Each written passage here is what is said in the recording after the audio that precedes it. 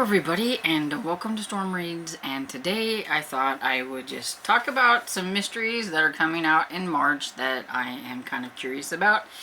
There are a few of them that I have for review that I knew I was wanting. I got them for as e-arcs, but there was a few others that I was just looking on NetGalley and I thought they sound really cool, but I didn't like grab them. Will I be reading them this month or anything? Probably not, but I just thought it would be kind of fun to look through and see some books that I think are interested, in case maybe you guys would be interested in them too.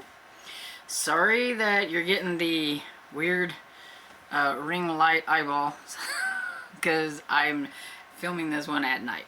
But so the first three I have are the ones that I have as e-arcs, and one of them is from an author that I've read before, and the other two are part of series. So the first one I have is What Have We Done by Alex Finley.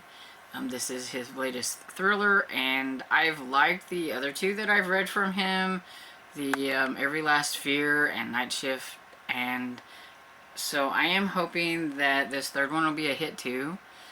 Fingers crossed. Don't know a whole lot of what it was about, and I've forgotten because I didn't even look, but I just know that it is one that I would like to get to. I probably am not going to get to it this month. I would like to, but I have so many other things on my plate. But it did come out, I think March 7th, so it's already out. The same with this next one, the Sinister Revenge by Dana Raybourn. It's the latest book in the Veronica Speedwell series. I think it came out the other day as well. This one is about, of course, Veronica Speedwell and Stoker. And I can't really say a whole lot about like this one because it would spoil some things that had happened in the previous book. But yeah, it's just about them. It's historical, and they always end up solving something. The thing about this one that I'm hoping is going to make it entertaining is the fact that Veronica is hanging out with Stoker's brother Tiberius, and Tiberius and Stoker don't really have a very good relationship, and he gets quite jealous of the fact that she hangs out with him sometimes, and so I'm hoping that kind of knocks him on the head a little bit, because I got kind of mad with the way things happened in the last book, and so I'm hoping that the author is going to do me good and fix things that she broke. And then the next one that I have for any arc of is Strikeout for Murder. This is by J.C. Eaton. It is the latest book. I think it's number 10 or 11. I think it might be at number 11. In the Sophie Kimball series, it comes out on March 21st. And so this is about Sophie Kimball, and she lives in Sun City West area there with her, where her mother is. Her mother lives in a retirement community, and she works for a private investigator friend as the bookkeeper, but her mother and her mother's friends think, since she works for the private investigator, that means that she is an investigator too, even though she keeps trying to tell them that she's just a bookkeeper. But they always keep bringing her in on their shenanigans, and when something happens, she always ends up having to try to figure it out.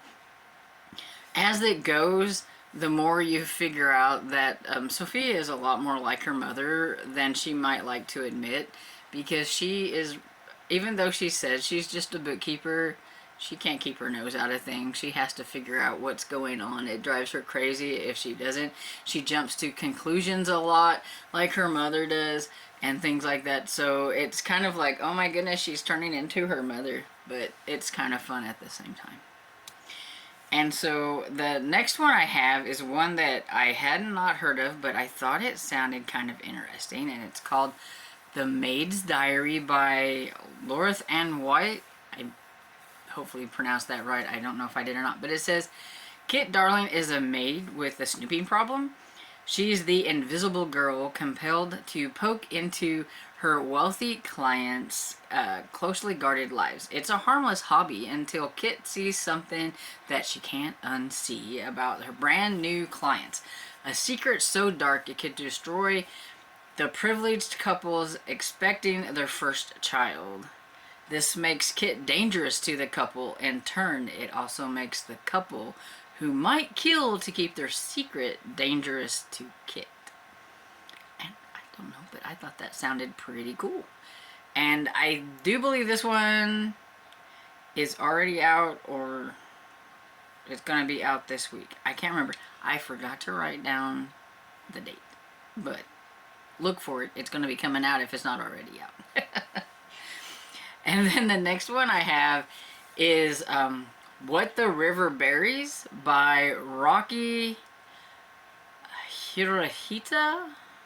I'm probably pronouncing that wrong. I meant to look it up to see how I pronounced that before, and I forgot. But it comes out March 21st. And this one says 17-year-old Natalie feels like a stranger to herself. Since her dad's death, she's withdrawn from her mother, and her best friend Marissa hardly recognizes her. She loses her job, she's failing half her classes, but Nat doesn't ask for help, doesn't want to burden anyone. Instead, she retreats to an off-limits riverside forest known as the Acres, where she snaps photos and makes sketches, seeking peace. But one night, this peace is shattered by a nightmare of a lifetime. A young woman is shrouded in a tarp, dead.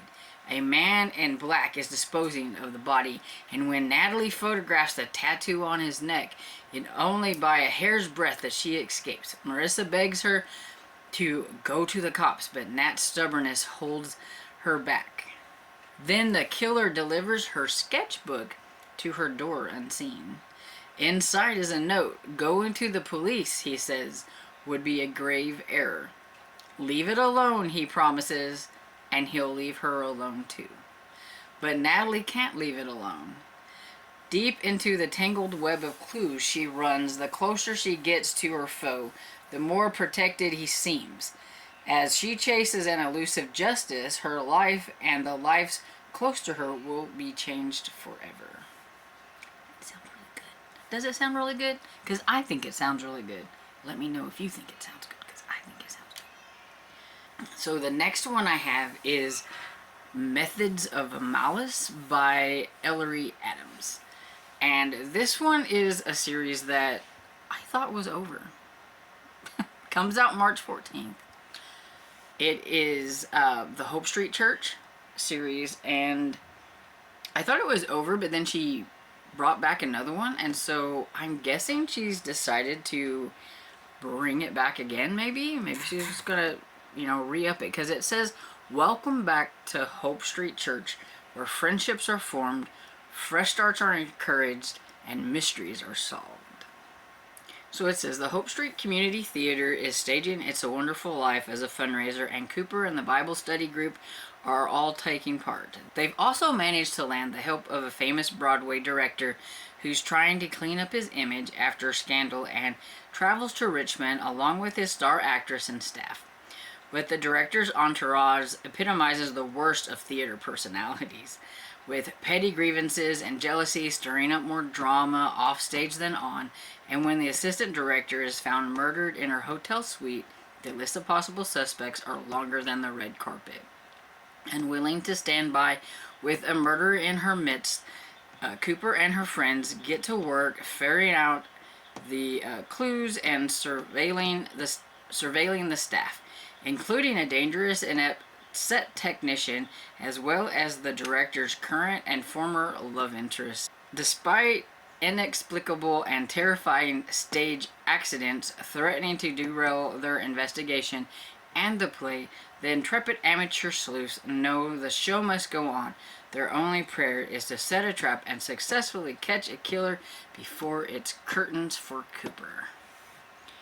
And so yeah, it sounds really good. It's cozy mystery, and I've really enjoyed the Hope Street Church series. It may be surrounded by a church and a Bible study group, but it is not like an inspirational Christian or anything like that. They talk about things that, most you wouldn't probably associate with that or anything, but they're definitely, I wouldn't consider that. Don't go into it thinking that it's going to be all churchy, because it's not. It's just that they hold a Bible study, and they do talk about like religion there, but for the most part it's about their friendship and them helping each other. And even Cooper like has gone through some changes and things like that. She had a boyfriend through most of it, and then something happened, and in the last one I was like, what, wait, what happened? And so like, as far as I know, she's like boyfriendless now. So I'm kind of curious to see what's gonna happen with like Cooper and how they're going to how it's going to go on from now. So I'm curious about it. Okay, so I have one more, and it's called The Lake by Kevin Lynch. It comes out March 19th, and it says, Debbie's holiday has turned into a nightmare, and that's just the beginning. Debbie has been terrified of lakes ever since her son tragically drowned in one. So when her husband and some friends decide to take a lakeside vacation, Debbie is reluctant to go. But hoping that the holiday will help cure her fear, she eventually agrees to join them. Things start to go wrong very quickly. A local fisherman seems to be stalking them, and then George, a member of their group, goes missing. His body is discovered days later. His injuries suggest a struggle. All the while, Debbie is being haunted by a sinister presence at the lake. More than anything, she wants to leave this dark, foreboding place, but the group has been told to stay in place while George's death is being investigated. Which means Debbie has only one choice. If she wants to escape the terror of the lake, she must first solve the mystery of George's murder. What she discovers not only shocks her to the core, it also puts her own life in grave danger. Can she escape in time to expose the terrifying truth? Sounds really, really good. And yeah, so, there goes my TBR. More books on the TBR. But like I said, there's are books that I'm probably not going to get to. I'm just going to write them down as, these are books that if I find them at the library or on sale or something like that, I may pick them up. But I thought I would just kind of spotlight them because they are books that are coming out this month. And since it's March Mystery Madness, why not add more mysteries to our TBRs? So have you heard about any of these? Let me know what you think of them. Do they sound good to you? Because I think they sound really good. And I hope you enjoyed this video. And if you did, please give it a thumbs up and subscribe. And I'll see you all next video. Bye.